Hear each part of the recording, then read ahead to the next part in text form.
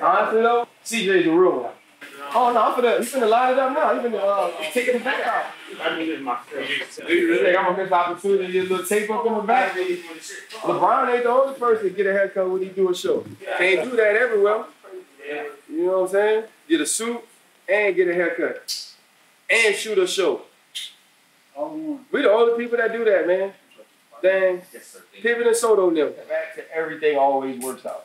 That's good, dude. Hey, that's what he said. Hey, he was like, you gotta understand. I tried to explain to him all the people. What up, my boy? Good to see you, bro. Yes, sir. Yes, sir. Oh, we got two running back greats in here now. Young boys. Florida, Florida and Texas though. That's two totally different things, man. He brought his thighs out for us today. Oh, the young boys, the young boys keep their thighs out, bro. Hey, the young boys keep their thighs out. Thighs out. Hey. Hold up, limitless. Take a stomach, got a pin in it. I fought the head to witness it. Got my people feeling militant. Way I'm feeling, got me up. On the mission, got me up. Knowing me, I got the key. On this vision, I can trust. Limitless. Take a stomach, got a pin in it. I fought the head to witness it. Got my people feeling militant. Way I'm feeling, got me up. On the mission, got me up. Welcome to the Pivot. If I'm not mistaken, this is two first college athletes we've had, correct? Yeah, I think so. Channing Crowder, Fred Taylor, I'm RC. Again, man, subscribe, Spotify, Apple Podcasts, YouTube especially, because, we're a TV show. We're not a podcast. But this is an opportunity for us. Like, we're old dudes. You know what I mean? Like, our time is way past. Freddie's more than Channing's and mine. It was Fred. Who was it? Who was the linebackers when Fred was playing? Fred played. Yeah. He played against Dick Buckeyes. Joe Montana. I'm just here. Eric Dickerson. Him and Eric were going for the same little title. Yeah, but we mess with him, man, because he the OG. But Bijan Robinson, CJ Stroud, two of the top players at your position. If I'm doing my real job, the two top players, Bijan at running back from Texas, CJ from Ohio State at quarterback. And, man, y'all are a part now of an entirely different world than we were. You know what I'm saying? Like oodles and noodles, ramen packs, tuna fish, all the ways. I had to find a girlfriend to cook for me. I had to get a rich girl on campus to cook for me because we ain't had no money like that. Now, so first off, look at her. Imagine what she had to look like if she also had money if she talked to him, though. I had the bad ones, the baddest of the baddest. Because game is red. You light-skinned, too. Hey, Bijan, he just bought them teeth. So I just want, hey, 20 racks. And he got them teeth through an NIL package. You know what I'm saying? But Bijan, man, we'll start with you, man, because both of you guys go to historically great colleges. The pressures of being the superstar you were in college. I read something about you a while back that first carry of, I think, your junior or senior year, you got 6 yards, and the people cheered because you were averaging like 25 a carry, and to get you to 6 yards on the first carry was a win. Yeah. So you're getting recruited, man. What was that scene like for you when I was hearing, oh, this is the next Reggie Bush and all those different things? Yeah, the hype was, really, really big in high school. I try to, stay focused on, what I had to do because, when you're a senior in high school, you really don't want to think about school anymore, especially like when you're getting out there on the field for your last year and you want to impress everybody. But for me, I just made sure I honed in on my priorities and God, family, school, because the recruiting process when I was in high school was it got pretty stressful. You had all these coaches coming at you and wanting to take your time away from everything pretty much. But I just learned to just make sure I'm doing what I'm supposed to do, and then even when I'm on the field, like you said, that first game, got 6 carries. I probably finished with like 300 yards, something like that. No, I'm kidding. But it was just 299 actually. I read it. It was 299. 6 carries. It was 299 all-purpose yards, with like 6 tubs, like for real. Yeah, but high school, it was fun. I'm glad I got to experience it because not all of us are blessed to have an experience like that. But I just knew that, you know, when I committed to Texas, everything started to, you know, dial back a little bit. And, you know, it was just a really easy process for me going into that last year. So, but other than that, it was a blessing all around, you know, being a part of that. For Channing, who didn't research it, he had 126 carries, 2,235 yards as a senior, 38 touchdowns, 18 yards a carry. Who were you guys playing? Yeah, babies, middle school players. You had 26 yards to carry. No, who are you playing? You know, aside from that, don't answer that. I mean, and then you decide to go to Texas. Yep. Rich history in running backs. You know, every time you're walking through those halls, you know, you got Ricky Williams, Earl Campbell, Jamal Charles, Cedric Benson. Yeah. Throw yourself in there. What was that mindset in making that decision? Yeah, I just knew that, well, first, you know, I had Coach Drayton, Stan Drayton as the running back coach, and, you know, he coached Ezekiel Elliott, Brian Westbrook, but he coached so many guys that I look at and that I looked up to. So just having him, you know, coaching there, and I mean, for his title being, you know, one of the best running back coaches in the country, it was an easy decision for me. And then, like you just said, like all those, you know, rich history of running backs before me, and me looking up to them and talking to them and understanding, you know, what they had to go through, you know, when they came here. You know, I wanted to be a part of that, and I know Texas was kind of in a little slump when I got here, so, you know, I wanted to be a guy to help the change, you know, going there. And, you know, I could have went to other places and had a great time there, but I wanted to be a contributor here and see where it could take me. Bijan's career went a certain way. We talked about what high school was for him, CJ, but for you, it was a little different. You know, you speak glowingly about your mother and what she was to you and your siblings throughout your lives. You did a ton of it without having, you know, your father there, but it wasn't superstar right out of the gate. It wasn't high school team winning all the times, listening to dreams and nightmares before games. But when people look at you now, it feels like, oh, he's supposed to be here, right? This guy is supposed to be projected #1 overall pick. He's supposed to be a Heisman finalist. Maybe take some of our viewers through what it took to get you to this point, though. Right, yeah, it definitely wasn't overnight. Something that I've been grinding for since I was a child. And I mean, a lot of late nights, a lot of early mornings, not knowing what I'm gonna do, not knowing if I'm gonna get recruited. And I come from a place where quarterbacks are key. Like, we breed a lot of quarterbacks out of Southern California. So I'm growing up with Bryce and DJ. They getting offers in the 8th grade and stuff, but I always kind of keep this motto to me. My father actually told me was comparison is a thief of joy. So if I compare myself to them, then I'm not gonna be happy. So I kind of like, I use that as fuel to the fire, and I just stayed on point, just trying to do everything I had to do. So when that time was ready, my opportunity came, I can go out there and I can execute and get everything I wanted in my life. So that's something I definitely did. I mean, my freshman and sophomore year didn't play, but at the time, God was trying to teach me just to sit down. He was trying to teach me perseverance, trying to teach me just wait, because I mean, I don't know what I would have did if everything was just given to me. So I actually take it as a blessing more than a curse. And going into my junior season, didn't have one offer. Kind of had a great year. I mean, played pretty good and played against some of the top schools in California.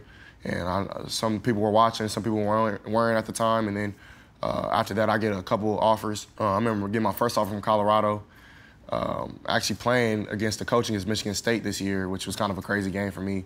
He was the first coach to actually offer me. So that was kind of amazing for it to come 360. But I remember Mel Tucker. Mel Tucker. Yeah. And on Christmas Eve, he called me, said they had to offer me from University of Colorado. And me and my mother sat there and cried.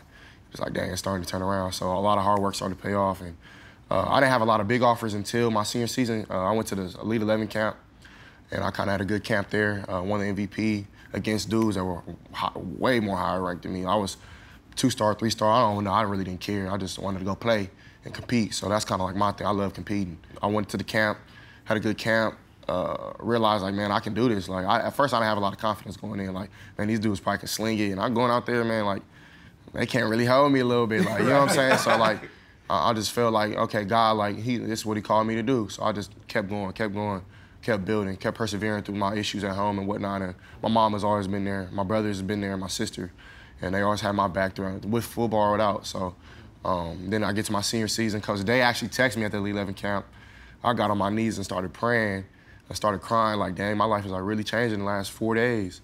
And so my senior season come, he offered me in the mid-season, and the rest is history. I commit and then go up there and start to work. You mentioned those 3 names, DJ, I've tried to pronounce it on TV. I'm not going to try to pronounce it now. Starts at quarterback at Clemson. Obviously, Bryce wins the Heisman at Alabama. And you say all three of y'all were in California.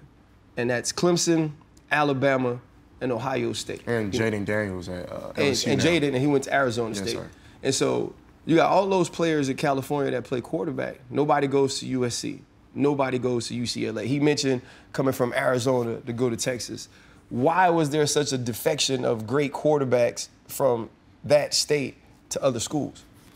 For me, I mean, they didn't start recruiting me till 2 weeks before signing day. They were on Bryce and DJ so heavy. And, I mean, the type of person I am, I'm not third to nobody. You know what I mean? I think God blessed me with just as much talent, even more, you know what I mean? So I'm going to hold myself, and I feel like I put in the work, so I'm going to hold myself to a certain standard. And I'm not saying they don't hold that standard, but I wanted something better for myself. I mean, I remember in October after my birthday, flying straight from, I played against Chino Hills, a school Alonzo Ball went to. I didn't take my ankle tape off. I literally flew a red eye from LAX all the way to Columbus. Had a layover in Chicago. I flew standby too. I couldn't afford no flight. So it's kind of a crazy story. I get off the plane. Coach Dennis, who's my quarterback's coach now at O State, he greets me off the plane. He like, hey, do you need something? I'm like, yeah, can I get some scissors? He like, yeah, I got you. So I get off the plane. I get upstairs. I go up to the hotel. And I'm cutting scissors. He looking at me like I'm crazy.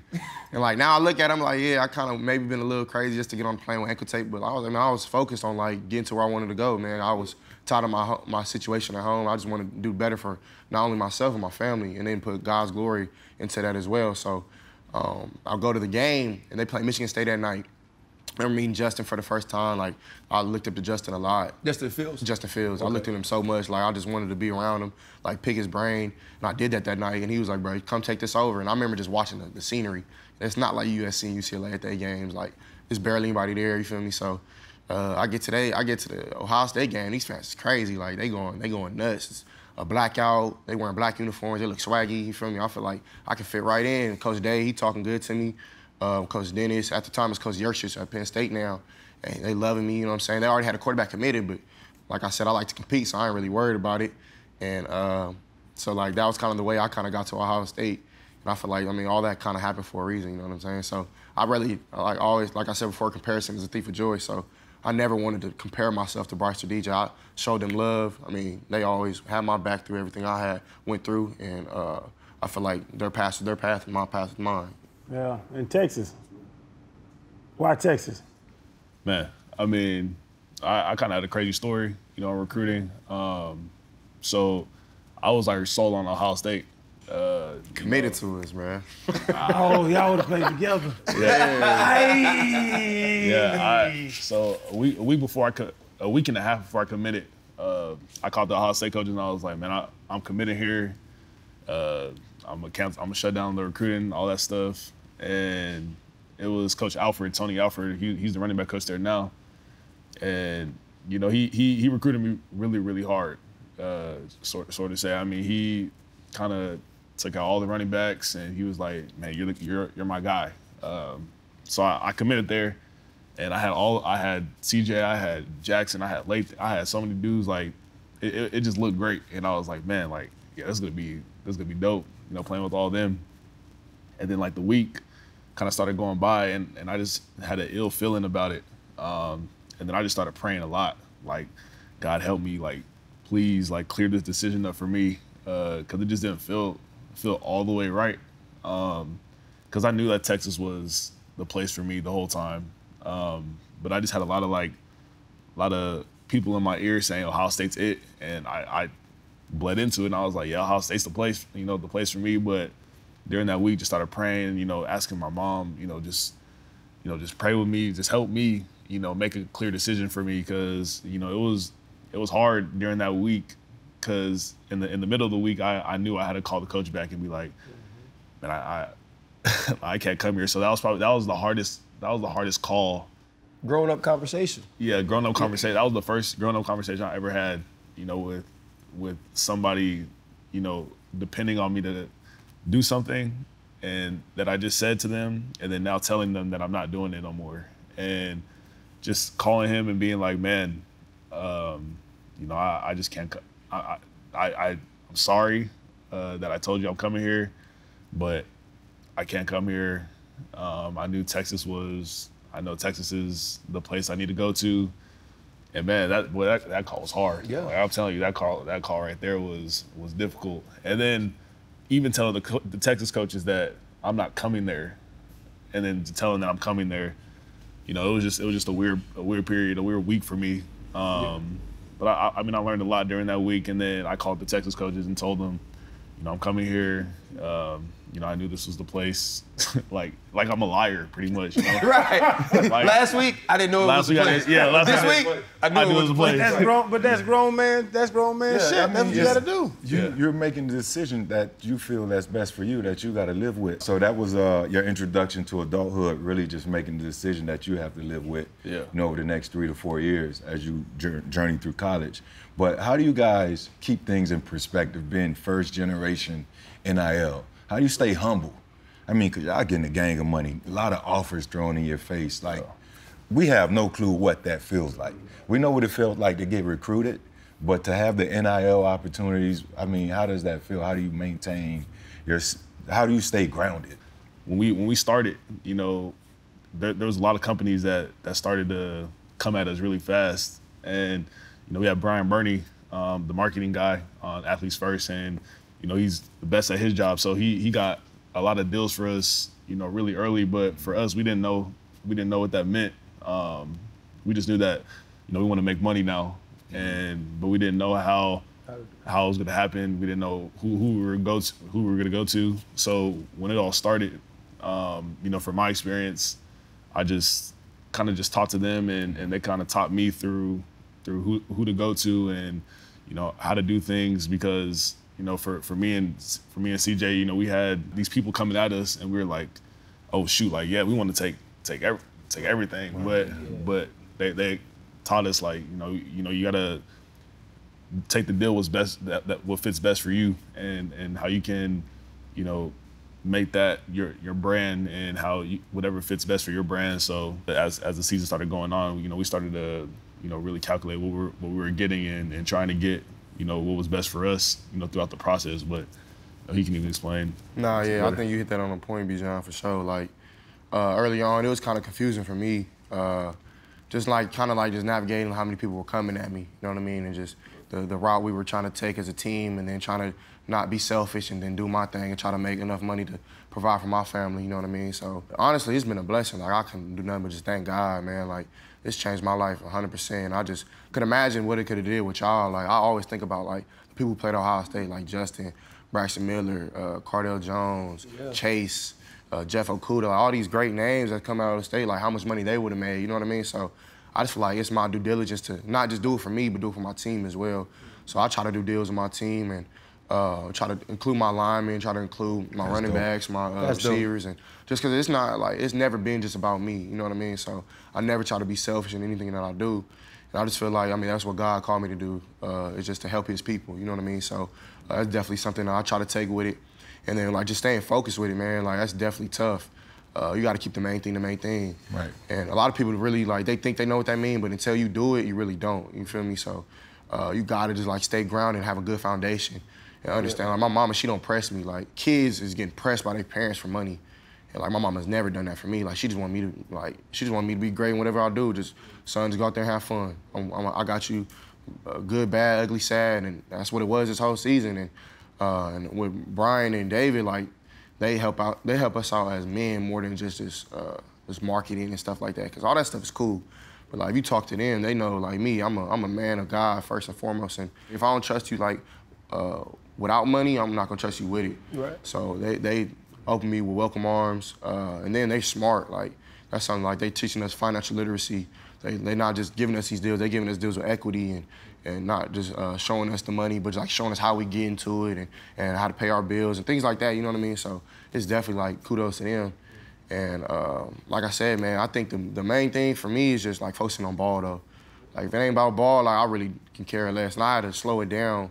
I asked Brian Burney, our marketing guy, during the season, I just felt like it was getting a little too hectic. So I was like, hey, can we please slow it down? You know what I'm saying? I just got to focus on ball. Because I know if you play good, you're going to get some money. You know what I mean? Right. So, but if you don't, you focus on other things, you're going to get distracted. You're going to be thinking about too much.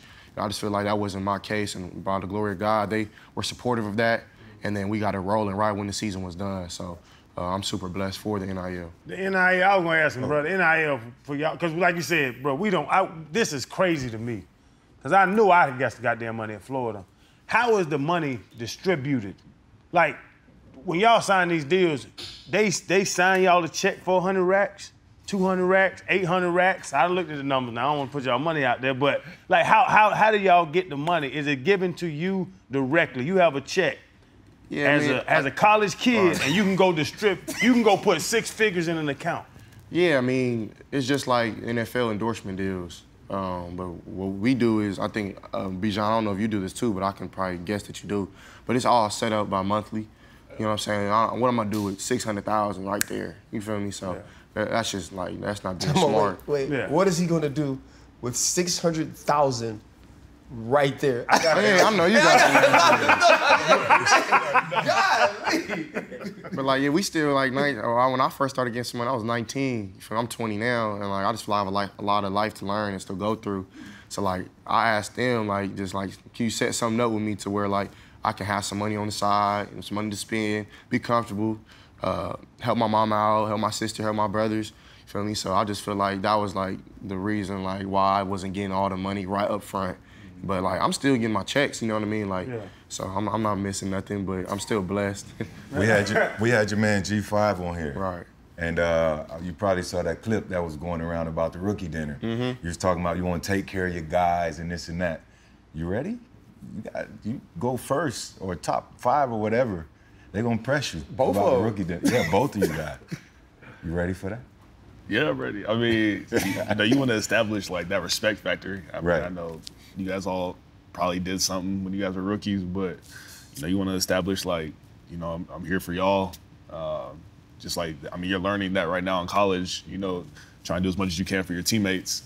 So when we get to that point, you want to let them know that I'm here to be a team guy, first, and whatever we got to do to get y'all respect, that's just what we got to do. I wanted to ask y'all, when y'all go out with your homeboys, y'all both talk about your homeboys, your teammates, and this and that. Yep. Like, y'all go eat, and they know y'all got half a meal. Like, it's on the internet, fellas. Like, we know how much money y'all have. Does anybody pull their card out?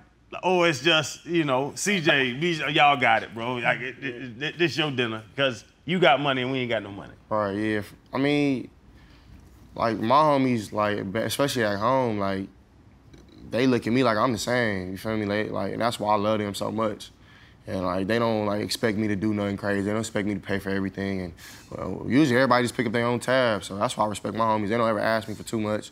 But, like, if they need it, they know I'm gonna have to think about it, but like more times than not, I got you. So definitely, I don't surround myself around no gold digging type of people. Well, at least I try not to. I try to see through that. And honestly, I try to help people around me though. You know what I mean? Not just with money, but like trying to put people on.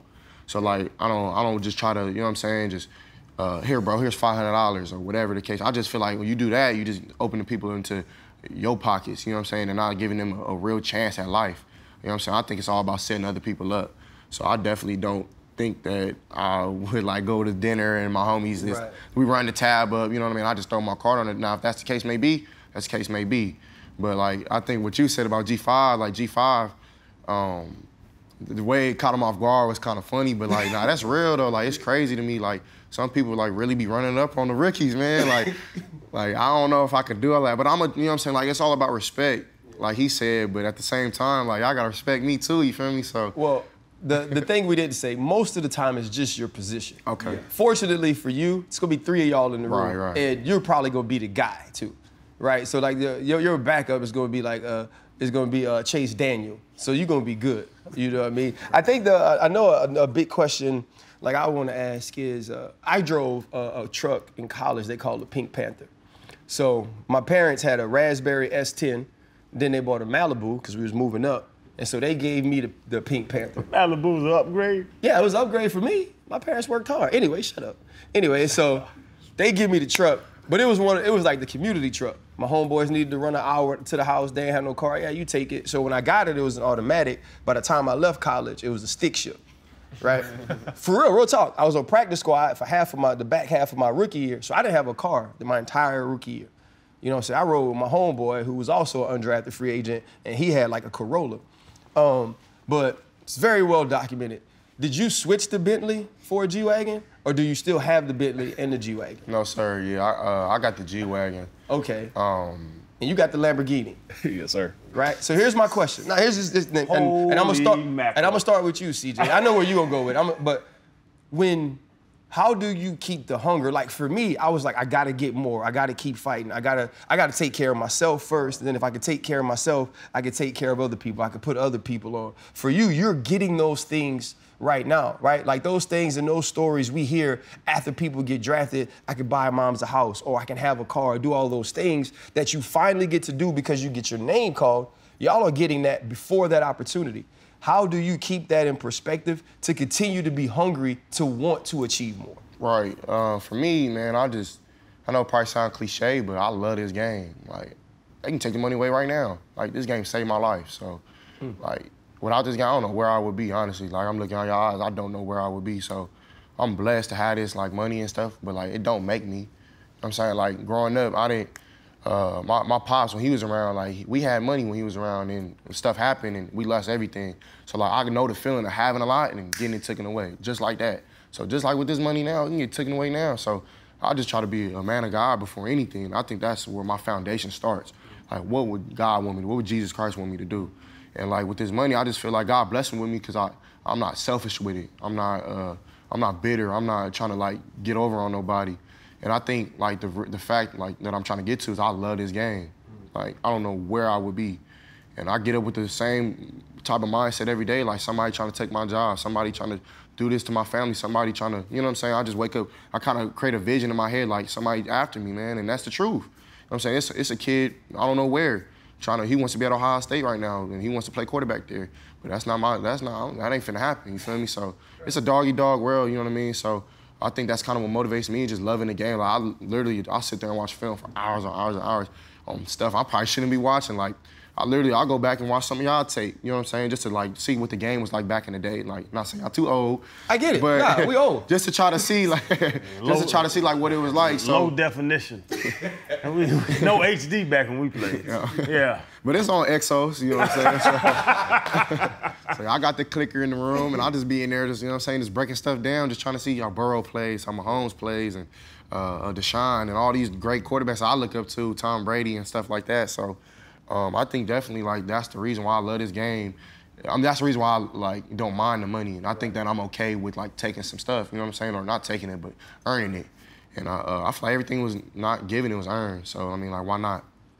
So is it the same for you? Or? Yeah, I mean, even with me, like what he said, you know, God blesses with this opportunity, and He can take it away like that. So for me, you know, me growing up, being in the church, and you know, understanding that money's not.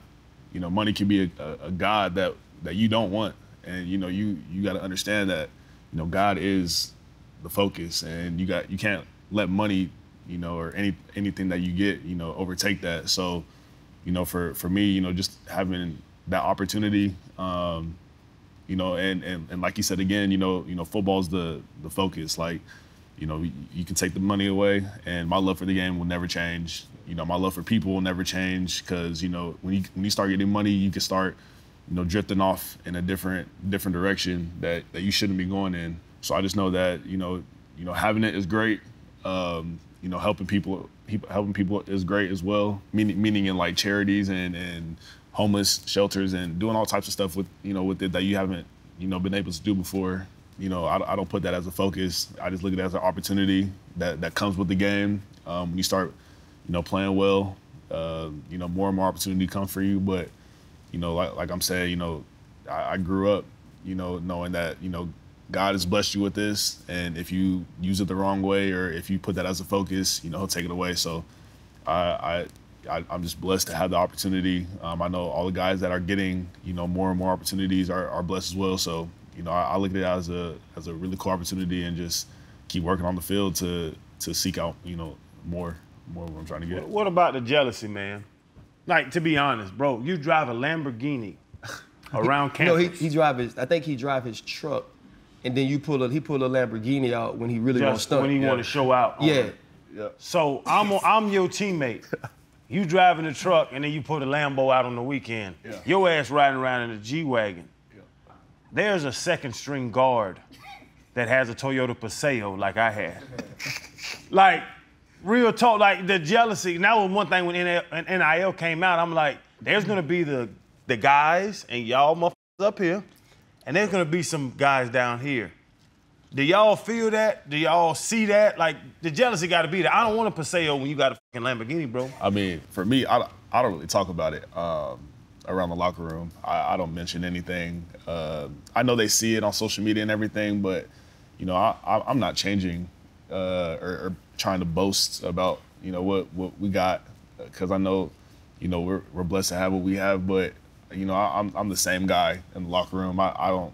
I don't like to talk about it because, you know, I don't want to divide anybody, or I don't want, you know, some of the teammates to feel like, oh, he got it, but he wants to act all. I'm like, no, I'm not trying to do all that. You know, I'm gonna be the same dude, same me, you know, same goofball in the locker room, you know, talk about stuff with all the teammates. But, you know, I feel that NIL can divide a locker room, and it can, you know, put dudes in places where, you know, they think that they should be deserving of things, but they look at me and then they're like, well, he has it, but why don't I? So I don't ever want to bring that in there. I kind of want to keep it out and you know, keep that locker room tight, and, you know, let the outside factors, you know, be in that own category. And then, you know, when we're in the locker room, just, you know, be teammates, be guys. But I think that's really important to really keep, you know, the main stuff in the locker room and all the NIL, you know, they can see it on social media, but don't bring it around,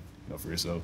Oh, yeah, Bijan, I think, yeah, bro, you hit it on the point, like just being a thorough person, being real. I definitely think jealousy is real. I've never felt it in my locker room personally. I think the reason because of that is that you put your homies on, you know what I'm saying? Like, I'm sliding this G-Wagon, hey, bro, you want to get picked up, bro? Come on, let's go out to eat, you feel me? Like, yeah. I do this on the regular, so, I mean, not saying, like, that I'm cool or nothing, but I just, like, if y'all think y'all want to get in a G-Wagon, come on, bro. Like, I'm not tripping off that. Like, at the end of the day, it's a car, and they get into it. I mean, we getting tired of it. It's a regular car, you know what I'm saying? Like, don't get me wrong, it's really nice, but, like, you know what I'm saying? But, like, at the end of the day, like, you can get this just like me. So I like to, especially the young guys, I love motivating the young guys. So I remember, like, the older dudes on my team, my freshman year, they end up going to the league, like Justin and Sean Wade, and people who are, like, ballers on the team used to take me, like Chris used to always take me on his wing, Garrett as well, like, and just, like, hey, bro, come on, let's go do this, let's go do that. And I was meeting people, and I just think, like, that's what it takes for not to get jealousy off the team. Right. It's like putting your homies on, letting them know, like, bro, I care about you too. I'm not just in it for the money. I'm not just in it for the fame. I'm in it because I love this team. And I genuinely feel like at Ohio State, we have a brotherhood. Like, it's the best I've felt, like, at Ohio State since I've been there. Like, just I like the camaraderie. Like, we all love each other. Like, we real life, like, our brothers on the team, and I really appreciate that because I'm 3,000 miles away from home, you know what I'm saying? I don't got moms right there, and I'm going over to their house, you know what I'm saying? I just think over time you build these relationships, so when the money do come, they're like, all right, bro, if you stay the same, they're not going to be jealous. They're going to show love, you know what I'm saying? So all my homies on the team, I showed a lot of love. Right. The game has changed so much, man. And I love sitting here listening to you. All of us play with people from all around the country. You're super California. Like, you are really California. You know what I mean? But I think it's dope, like, just listening to you. Oh, that's Nipsey Hussle. Yeah. I'm just saying, though. Like, I think it's dope listening to you, but also seeing a young man that, well, you look more like Channing, but that looks like me, that is being true to himself, but also understands and is a thorough human. Right, and I think we need to see more of that, listen to more of that, get an opportunity to put more of that on display. We mentioned G5 in his interview a couple of times. That's obviously Garrett Wilson, 10th overall draft pick to the New York Jets. I mean, he's played with Justin Fields. We were kind of off camera, and, you know, I don't want him to get mad at me, but, you know, he said whether it's Justin Fields or Zach Wilson, that you could be just as good as those guys, I mean, if not better. You know, and we talked earlier about, you know, not being All-American and those different type of things. When you think about losing to Michigan, not winning, you know, the Big Ten, not getting an opportunity to be All-American, to be the Heisman, what are you most looking forward to showing people this season? Because, like you said, where I said, you got some of the accolades, right? You're getting some of the the opportunities to be projected to be certain things. But you've mentioned keeping the main thing the main thing. If you don't ball, it doesn't happen. Right. So what's your vision for you in Ohio State this year? Right, yeah, no, I definitely, I appreciate Gary for saying that, man. It's been a lot of long hours working with my dog, man. Like, he's definitely took me under his wing, and even when things weren't going great for us, like, he loved me, bro. Like, never showed me no disrespect, never was like, bro, throw me the ball. And coming into it, like, I never thought bro was, like, unselfish. I thought, like, he was a man, you know what I'm saying? He from Texas, like, them boys can play, you know what I'm saying? I'm thinking, bro, like, he not gonna be disrespectful, but he just gonna be like on his thing with like, bro, give me the ball. Right. Or like, we gonna fight or something. You know what I'm saying? Which I don't got a problem with, but like he was never on that, so I respect that from him. Chris was on the same thing, so I really appreciate Gary saying that. And I really don't, I feel like I don't have to prove much. Like, and I'm not saying like, you know, I don't go out there and not ball. I try to prove myself right. I don't wanna prove nobody wrong. Like, you can have whatever, like, eyesight that you can look at me whatever you want. Like, the perspective, I wanna set that perspective cool. Like, I'm just gonna live my life. Because I think that I say this to my homies a lot, like, you can be doing good, you can be bad, you can be ugly, you can be cute. People gonna talk about you regardless. It really don't matter. So you might as well just do you. Be yourself, you know what I'm saying? Trust what God planned for your life. That's what I'm trying to do. Like, if that means winning the Heisman, that means winning the national championship, then I'm rocking with it. But if God says otherwise, then it is what it is, you know what I'm saying? I just gotta eat that. And I mean, everything has a lesson in it, man. So just losing to the team of North last year, losing to Oregon early, like, I feel like failures without learning from it is an L. But if you learn from it, it's a W. So like, I'm gonna just use that as fuel to the fire, man. I hear all the talk, I hear all the chat, all the shit talk and all that, but like, to me, like, that's where I come from, you know what I mean? Like, we get on the field and you go to the rival school across. I played against Justin Flo, who at Oregon now, against Upland. Like, the new dudes, they talking. I played on the Snoop Dogg team with them. And like, they talking across the sound, saying, oh, we gonna break CJ ankle. Like, I'm used to this type of stuff, you know what I mean? Like, it is at a higher level. Like, these dudes, these fans are like really fanatics. Like, if you miss one pass, like, bro, it's like you killed somebody, you feel me? So, like, for me, like, but at the end of the day, like, I just stay so grounded on my foundation of God.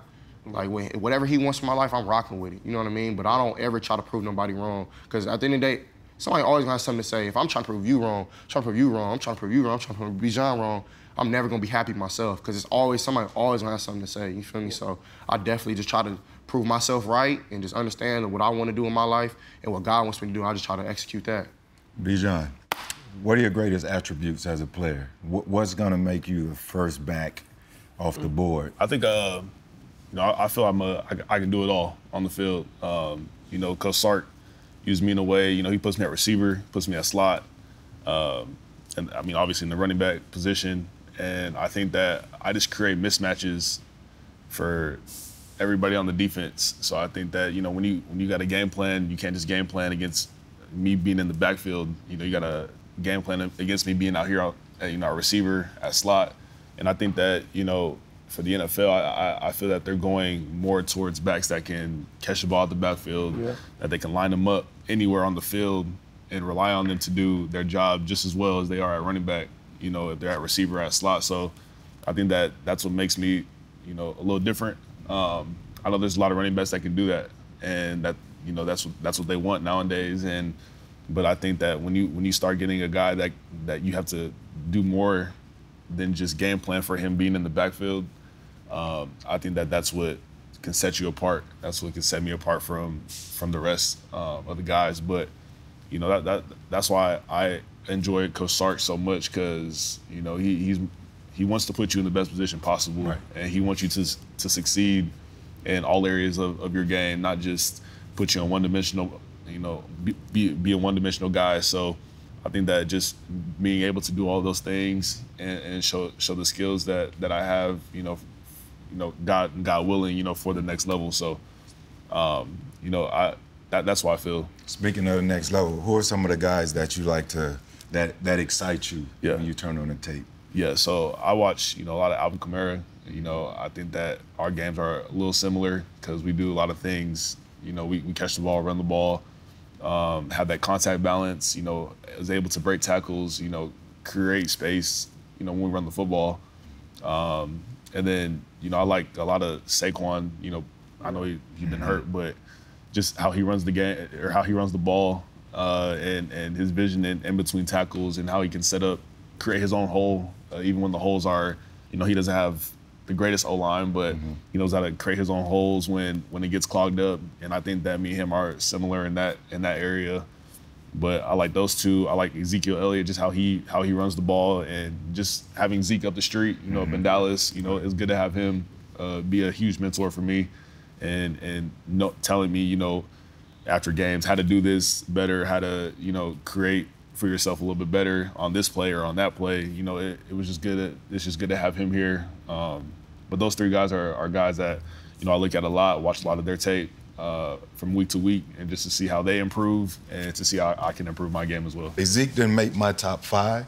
Yeah. But those other guys are in there. Alvin Kamara, Christian McCaffrey, Saquon Barkley, Derrick Henry, Jonathan Taylor, and Derrick Henry. Jonathan Taylor. Those are my 5. Yeah. I started watching Jonathan Taylor a lot too. I think that, in my opinion, he should have been the MVP of the league. We all think that, for sure. I know he's a running back, but he just does so many things right. He pass protects, very well. He knows how to, create for himself. He knows how to, break tackles off defenders, spin off defenders. I love to spin off defenders.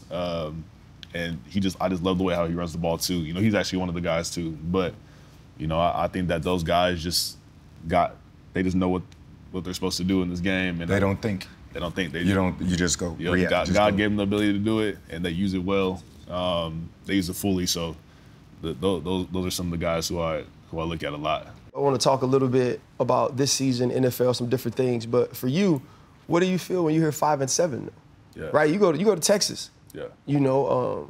Dave's one of my closest friends. Y'all haven't been the team that they were when he was at school, where you had the Earl Thomases and different guys. You're not going to be here much longer. It's probably 1 year, if God says the same. How do you leave your imprint and make that stamp on this team this year to say that Bijan Robinson was the catalyst to the change of getting Texas back to what they were? Yeah, I mean, hearing the 5 and 7, man. I hear it all the time.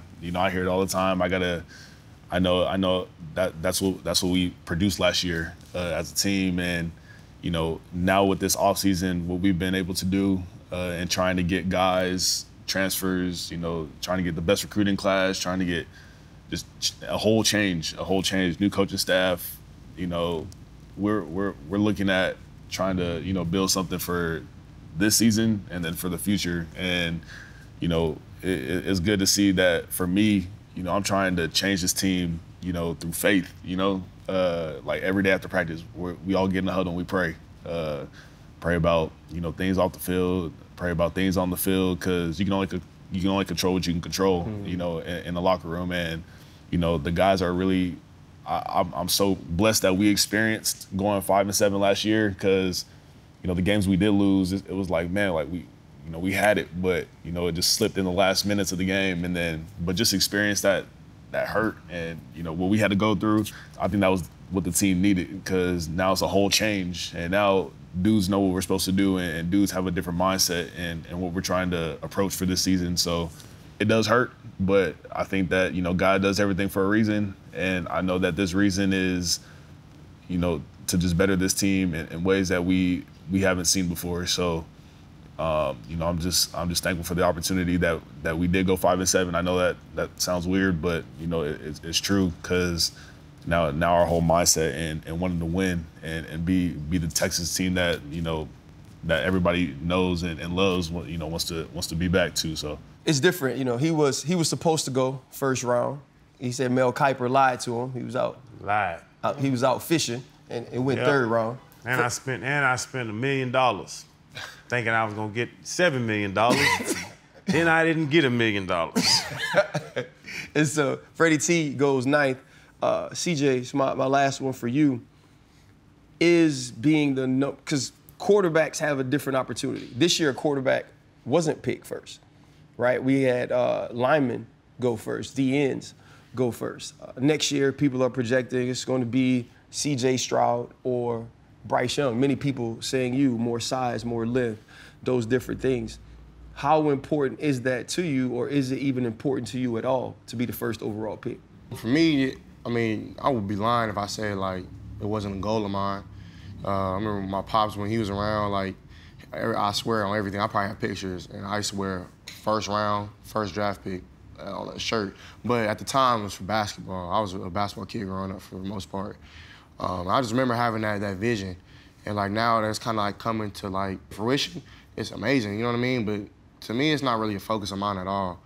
I'm so caught on this team right now. Like I said earlier, like I love my teammates to death. Like they realize like just our last year, like Bijan said, like 11-2, that's not good enough at Ohio State. That's not good. That's not my standard. You feel me? So just trying to like I said, not prove us wrong, but like just prove ourselves right again.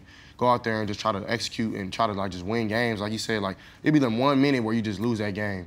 You don't realize that until you watch film. But for me, like that NFL stuff, that'll come when it comes. I definitely think like God definitely is doing something great in my life for this season. I just feel real special about it, but I'm gonna keep that in for myself. But definitely like just keeping the main thing. When it's time to work, it's time to work. And I think the reason why I might be the #1 pick, whatever the case may be, won't be because of my play. It won't be because of that. If you go in my locker room, you're gonna ask my guys like, what type of leader is CJ? What type of guy is CJ? What does he do? Like, how is he with y'all? I think that's way bigger than football. Cause like if I can get their trust and their respect off the field in that locker room or at the bar when somebody tripping, I'm trying to help. You know what I'm saying? I don't partake in none of that. But like, if I can do that then and we get on that field, like they gonna ride for me until the wheels fall off. You know what I mean? So I definitely think that's bigger than just the #1 pick. It's just playing ball and like just getting that respect and just being a leader. Mickey Marotti, our strength coach, like I hated dude when I first came in. Like I didn't understand what he was trying to get done in my life. I didn't like to lift. I didn't like doing none of that. Like I came in to 190. I'm 220 now, about a glory guy. Like I didn't get hurt last year. I'm 215, but I think that was a good size for me. But Coach Mick is like he instilled hard work. Like I've always been a hard worker, but he instilled that in me even more. Like CJ, you gonna work, man. Like you're not ducking. You doing everything the linebackers do.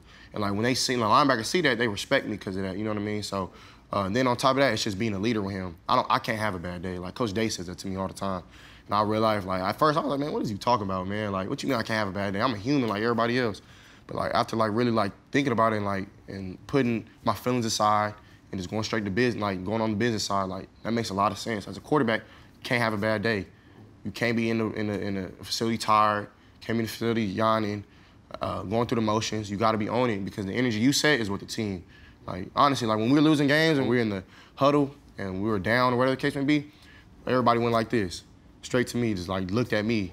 And like, if I had a bad aura or like a frown on my face or I was pissed, like we would have lost even more games, you feel me? So I think that's something that Coach Mick and Coach Day is definitely helping with, is just being a leader. I look at Burrow, like Joe Burrow, that's one of the main quarterbacks I kind of like model my game after. Just like how his grind and like because I talked to the dudes up in the Cincinnati Bengals, a lot of them play for Ohio State, and they just tell me how much of a dude he was. I seen Coach O at the Super Bowl. Me and Coach O sat there probably the whole game and chopped it up just on like, because I'm like, Coach, I want to win the Natty. What do I got to do, Coach? Coach O, what do I got to do? You know, his crazy voice, like he like, I couldn't understand a lot what he was saying, but I could understand like most of it, and the main thing he was speaking to me was leadership. He was like, Joe was a leader. Like Joe, who wouldn't ask nobody to do something and not go do it. And so I think that's being a leader, is like not just leading by example, but being vocal, calling dudes out, holding dudes accountable. And I just think if I can do those things and lead other leaders to do the same, then I mean we can do everything we want to do. And then on top of that, like this is the main thing I push to my team. Like if we win, bro, and we do everything we need to do, everybody gonna get to where they want to go. Everybody eats. You know what I mean? So just throw all that stuff away. Like, and honestly, and David, like that's why I appreciate David. He don't ever push me like, hey, see, you put it on the number one on the mock. You know, like, you know what I'm saying? Like, it really don't matter. Like, because if I don't do nothing this year, then all that stuff is gone. So, like, I just really try to focus on football and just being a leader. We talk about biggest pivots a lot on this show, and we've spoken about your dad, and, you know, we definitely want it to be delicate with what happened with your family. You know, I'd listen to you talk about leadership, and you're a 20-year-old young man, but you're an adult, and you've behaved like an adult this entire show. When your father got locked up, and you do get opportunities to talk to him now and share things with him, what are those conversations like? We got an opportunity to see Mark Ingram win the Heisman, and he kind of went through the same thing. that had to be a huge pivot for a young man. Right. What are those conversations like now, and what can you do to continue to honor him and make him proud? Right. I mean, it's definitely been tough. I'd be lying if I say it wasn't, man. Like, my pops, that was my best friend, you feel me? And for him to just be snatched like that, like, it was tough, man. Like, my mama, she tried her best, like, to make sure we were straight, but at times it wasn't like that. Like, a lot of times I was on my own, and she'll tell you that, and, like, that's no knock to her, but, like, it was just tough, you know what I'm saying? It's a lot that went to it. I can get into that another day, but when I talk to him now, like, I don't hold no ill will. Like, I tell him, I love you, man. Like, you know what I'm saying? Like, at the end of the day, like, you made your mistakes, and I make mine. You know what I'm saying? So, like, it's not about the bad. People, like, and especially as a black culture, like, just being a black man in this world, we're held for the bad stuff that we do. Like, not the blessings and what we did. Like, my dad changed his life. My dad went to prison before he had us, before he had my son, before he met my mom, 6 years. Changed his life for 25 years. 25 years, was a pastor. I grew up in the church just like Bijan. I was a pastor's son. My mom's first lady of the church. I probably didn't have a Christmas or Thanksgiving where I wasn't giving. I wasn't going to the community trying to help. You know what I'm saying? So, like, I just look at the things my dad did that was positive. And I was like, well, I wasn't like that, though. Like, I hated my pops, to keep it real. Like, I was like, man, how could you just leave me like that? You feel me? Like, but like, as I'm becoming an adult, like you said, like, I'm realizing the stress it is on black men to, like, uphold the household. A lot of people don't care about us. Like, even some people in your household don't care. Like, you have a job to do in that household. And I feel like now that I know I'm 20 years old, I'm still young, but I feel like that's my responsibility now in my household. And it's a lot of stress. I would be lying if it wasn't. But, like, if I didn't have the God in my life, I don't know where I would be. Like, when it comes down and boils down to it, it's all about Jesus Christ, man. Like, it took me a while to get back on that path. Like, when my pops left, I didn't want nothing to do with God.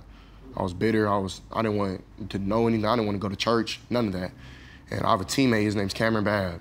And I love you, Cam. Like, bro, you saved my life. And Cam took me to church. Probably like my second weekend, and I broke down on my knees and started crying. I just realized, like, man, I missed this, man. Like, just the conviction that you had when you step into that holy place. And I just realized, and after that, I called my pops, and honestly, I can do a better job even now talking to him, but, like, he in jail. He read everything, so he asked me, like, the questions everybody else who don't know asks. So I don't want to talk about it all the time, but I probably could be better at that. But when I talk to him, it's nothing but love, you know what I'm saying? And it's not about money. It's not about fame. It's not about football with him. He just loved me as a son. I mean, I got his first. I'm the fourth in my family. I'm damn near his junior. You know what I'm saying? So, like, it's no ill will to my pops. I love him to death. I know he'll probably watch this. I love you, Dad. Like, but I love my mama too. Like, without her, I would not be here, for a fact. She taught me so much. Like, no one cares for real. No one cared about us. Like, even though we helped them people for 25 plus years, my pops put people in homes. Help people out in the community, went back to his hood and helped. At the end of the day, like, no one came back to help us, but God wouldn't be my heart if I didn't forgive for that. I'm not bitter because of that, you know what I mean? You gotta forgive, because as a Christian, who am I if I don't forgive? God, that's God's probably top 5 rule. Yep. You know what I'm saying? So I'm not gonna go too much longer, but I definitely just appreciate my pops for the foundation he set. And even though it got tough, like, we lost all the money, I lived in weird places. My mama did her best to keep everything up structure and, like, make sure that I was straight for football, even though sometimes didn't have cleats, didn't have contacts, couldn't play, but I had so many men in my life, men of God that helped me. I want to talk about some of them, honestly, like R. Hall, Tony Wilson, my high school coach. There's a lot more, but, like, and Coach Fly, Coach Snoop. Coach Fly, who is a rapper, his name is Superfly, who raps with Dog Pound, with Snoop. And I remember in the 6th grade, I was going through a lot at home, and I got a call. My dad had just got out, and he was like, hey, we're going to the Snoop Dogg practice. I was like, man, cool. He dropped me off, go to Snoop practice, and I see this bald-head dude. Coach Fly, I love you, but I got to get on you. Bald-head dude, short, you know what I'm saying? Don't look like he know nothing about football. And he was like, hey, C, you going to be a first-rounder, bro. Like, you going to be a first-rounder. You going to be great, bro. Whatever you do, you're going to be great, little bro. So, like, that was a father figure for me. And then when Snoop came around, he wasn't around us too much, but, like, to seeing, like, how it's supposed to be done on that type of level, that saved my life. I was like, man, like, I don't gotta go to the block. I don't gotta be hanging around with the wrong dudes. Like, I can really take this football stuff serious. So that's what I did. And, like, by the glory of God, he let me get away from certain situations and certain people, like, from where I'm from and whatnot. But I would be lying if I'm saying like that I just grew up the worst way. A lot of people had it worse. And I'm blessed and just be where I'm at. And I think that's my job and that's my goal and that's my reason why, and that's what God called me to do is inspires people. So that's kind of like what my thing is. Thank you so much for that. I appreciate you. My last one is this. You go to UT, no first rounders. University of Texas. You know what I mean? David couldn't even get no players from there because he ain't getting none of them. They ain't going in the first round anyway. Yeah. So are you going to change that? You know, of course, I want to be the first round pick.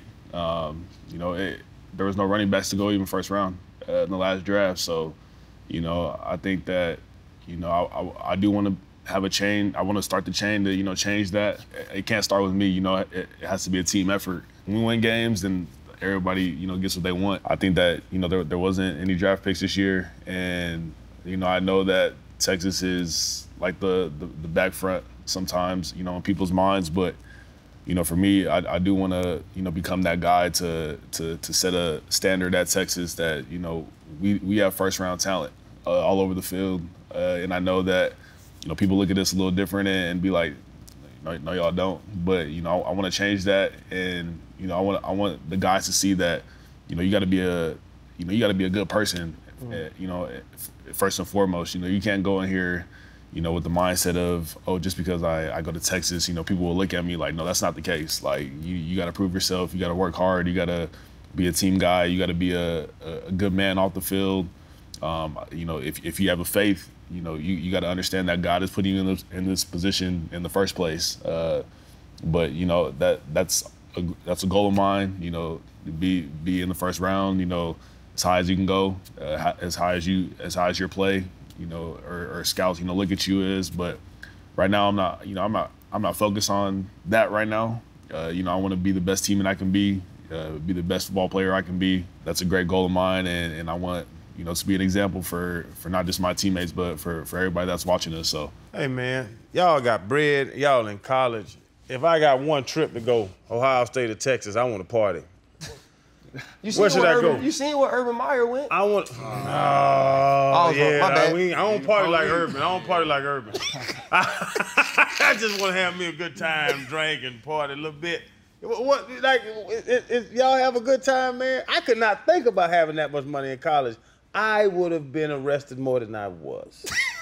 Because they was locking my ass up with no money. Give me $600,000-$700,000. It was the curtains. But yeah. Texas, Ohio State, what's the best party school? I got one weekend. I'm going to come hang with one of y'all. Oh, man, I'm not a real big partier to keep it real. I'm the same way. I'm the same way. I'll be in the house. Y'all got that money. Y'all hiding that money? I mean, like, what am I going to do? Like, go waste it? Too many cameras out. Listen, man, get you a section. Get you some bad red ones. No, y'all are different nowadays. Yeah, we have our fun, you feel me? But like, you can't trick. I don't trick. So. Hey, they ain't tricking if you got it. Speak for yourself. Hey, man, we appreciate y'all boys. I couldn't have imagined it going better. Both of y'all. Showing the world different parts about you that I don't think we've ever gotten to see. And that's what this show's about, man. And to get an opportunity to project that in a positive way, not only on the field, but off, is extremely important, man. So we appreciate y'all. Y'all always got a home here. You know, next year, just gonna put it out, next year, you know, when both of y'all gonna be top picked at y'all position, you're more than welcome to come back and do another pivot. Yeah. We really appreciate that. And when you're 21, legally, oh yeah, we'll give y'all boys some happy dad.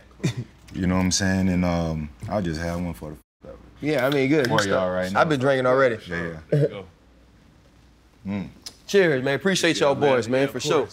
Yeah, I'd have got him in the hole, Freddie. Man, appreciate it. For sure, appreciate it. Gotta square it up. Yeah. Oh, no. Yesterday I thought you were shorter than that, Bijan. Hold up.